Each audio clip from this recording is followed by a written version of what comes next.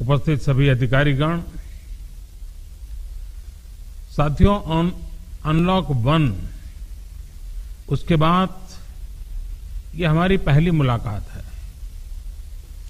राज्य और केंद्र शासित प्रदेशों में अनलॉक 1 के अनुभवों पर कल मेरी विस्तार से ये वास्तविकता है कि कोरोना का फैलावा कुछ बड़े राज्यों में, बड़े शहरों में अधिक है और अभी जो प्रेजेंटेशन हुआ उसमें भी उस बात का उल्लेख हुआ है। कुछ शहरों में अधिक भीड़, घर, गलियों, मोहल्लों में फिजिकल डिस्टेंसिंग की कमी, हर रोज हजारों लोगों की आवाजाही, इन बातों ने कोरोना के खिलाफ और चुनौतीपूर्ण बना दिया है। फिर भी हर देशवासी के संयम, अनेक जगहों पर प्रशासन की तत्परता और हमारे कोरोना योद्धाओं के समर्पण की वजह से हमने हालात को नियंत्रण से बाहर नहीं जाने दिया है। समय पर ट्रेसिंग, ट्रीटमेंट और रिपोर्टिंग, उसके कारण हमारे यहां संक्रमण से रिकवर होने वालों की संख्या लगातार बढ़ रही है। ये राहत की बात है कि आईसीयू और वेंटिलेटर केयर की जरूरत भी बहुत कम मरीजों को पड़ रही है। समय पर उठाए गए सही कदमों के कारण हम सभी इस बड़े खतरे का मुकाबला कर पाए हैं। लॉकडाउन के दौरान देश की जनता ने जो अनुशासन दिखाया है, उसने वायरस की ग्रोथ को रोका है। चाहे इलाज की व्यवस्था हो, हेल्थ इंफ्रास्ट्रक्चर हो, ट्रेन मैन पावर हो, आज हम कहीं ज्यादा संभली हुई स्थिति में है। आप भी इससे परिचित हैं कि सिर्फ 3 महीने पहले पीपीई के लिए, डायग्नोस्टिक किट्स के लिए सिर्फ भारत में ही नहीं, दुनिया के अनेक देशों में हाहाकार मचा हुआ था। भारत में भी बहुत लिमिटेड स्टॉक था, क्योंकि हम पूरी तरह से इंपोर्ट पर डिपेंडेंट थे। आज स्थिति यह है कि पूरे देश में चाहे इलाज की व्यवस्था हो और इतने ही हेल्थ इंफ्रास्ट्रक्चर राज्यों तक पहुंच चुके हैं।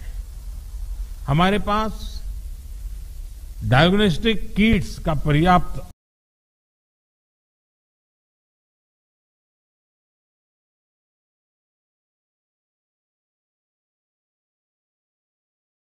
स्टॉक है और उनकी प्रोडक्शन कैपेसिटी भी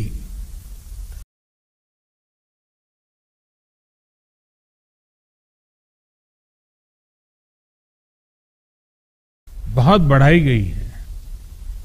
अब तो पीएम केयर्स फंड के तहत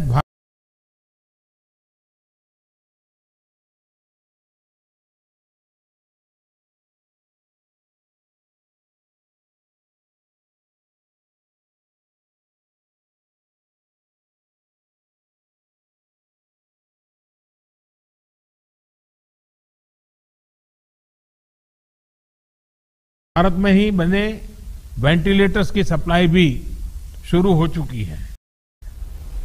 आज पूरे देश में कोरोना की 900 से ज्यादा टेस्टिंग लैब है। लाखों कोविड स्पेशल बेड है। हमारे क्वारंटीन और आइसोलेशन सेंटर्स हैं और पेशेंट्स की सुविधा के लिए पर्याप्त ऑक्सीजन की सप्लाई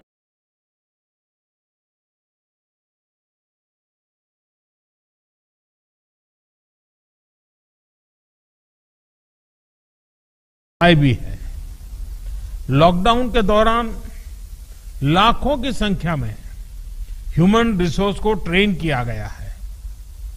सबसे बड़ी बात, आज देश का हर नागरिक इस वायरस के प्रति पहले से ज्यादा सचेत हुआ है, जागरूक हुआ है। ये सब कुछ राज्य सरकारों के सहयोग से, स्थानीय प्रशासन के दिन रात काम करने की वजह से ही संभव हो पाया है। साथियों, कोरोना के खिलाफ लड़ाई में जीत का विश्वास दिलाने वाली इन बातों के बीच हमें health infrastructure, information systems, emotional support और पब्लिक पार्टिसिपेशन इसी तरह निरंतर बल देना होगा। साथियों, कोरोना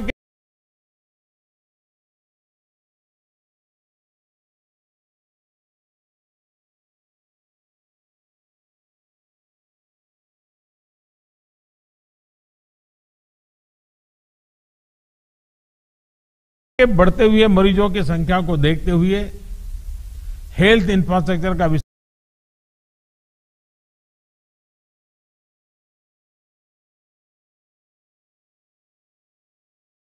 करना, हर जीवन को बचाना हमारी सर्वोच्च प्राथमिकता होनी चाहिए।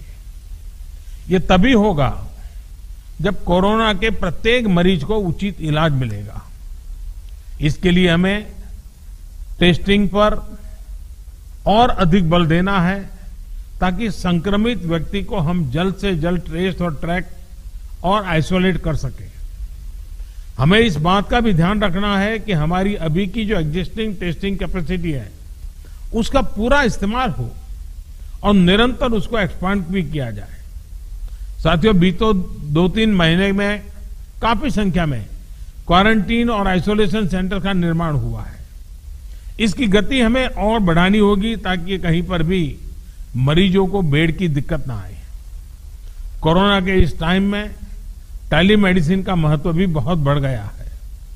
चाहे वो होम क्वारंटाइन या आइसोलेशन में रह रहे साथी हो या फिर दूसरी बीमारियों से पीड़ित हो, सभी को टेलीमेडिसिन का भी लाभ मिले, इसके लिए हमें अपने प्रयास बढ़ाने होंगे।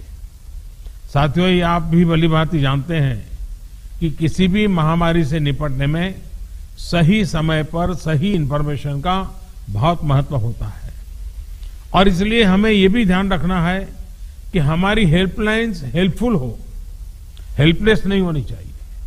जैसे हमारी मेडिकल और पैरामेडिकल स्टाफ हॉस्पिटल में कोरोना से जंग लड़ रहे हैं, वैसे ही हमें सीनियर डॉक्टर्स की बड़ी टीमें तैयार करनी होगी जो टेलीमेडिसिन के माध्यम से बीमारों को गाइड कर सके, उन्हें सही इंफॉर्मेशन दे सके। इसके अलावा हमें यंग वॉलंटियर्स की फौज भी जुटानी होगी जो पब्लिक के लिए प्रभावी रूप से हेल्पलाइन चला सके।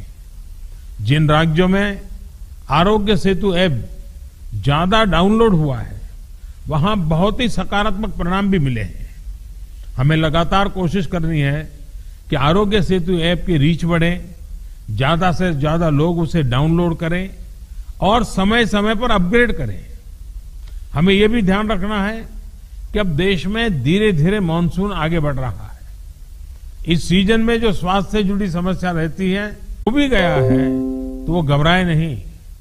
जो हमारे कोरोना वॉरियर्स हैं, हमारे डॉक्टर्स हैं, दूसरे हेल्थ वर्कर्स हैं, उनके लिए भी जरूरी सुविधाओं को सुनिश्चित करना हमारी प्राथमिकता में होना चाहिए। उनकी हर स्तर पर देखरेख करना ये हम सभी का, पूरे राष्ट्र का दायित्व है। साथियों, कोरोना के खिलाफ लड़ाई में समाज के कई तबकों ने, हर क्षेत्र से जुड़े लोगों ने, सिविल सोसाइटी के लोगों ने हमें निरंतर प्रोत्साहित करते रहना चाहिए। जन भागीदारी इस लड़ाई में बहुत आवश्यक है और अब तक जो जन नागरिकों की तरफ से सेवा मिली है उनकी भूमिका बड़ी प्रशंसनीय रही है। हमारे पब्लिक स्पेस में, हमारे दफ्तरों में मास्क या फेस कवर, फिजिकल डिस्टेंसिंग और सैनिटाइजेशन की प्रक्रिया को बार बार लोगों को याद दिलाना है। इसमें किसी को लापरवाही नहीं करने देना है। साथियों, अनेक राज्य कोरोना के खिलाफ लड़ाई में बहुत सराहनीय काम कर रहे हैं। इन राज्यों की बेस्ट प्रैक्टिसेस है और उसको जानना भी जरूरी है और लोगों को बताना भी जरूरी है। मुझे विश्वास है कि हर राज्य अपने अनुभव और अपने सुझाव यहां खुले मन से रखेंगे, जिससे आने वाले दिनों में एक बेहतर रणनीति बनाने में हम सभी को मदद मिलेगी। अब मैं गृह मंत्री जी से आग्रह करूंगा कि इस चर्चा को वो आगे बढ़ाएं।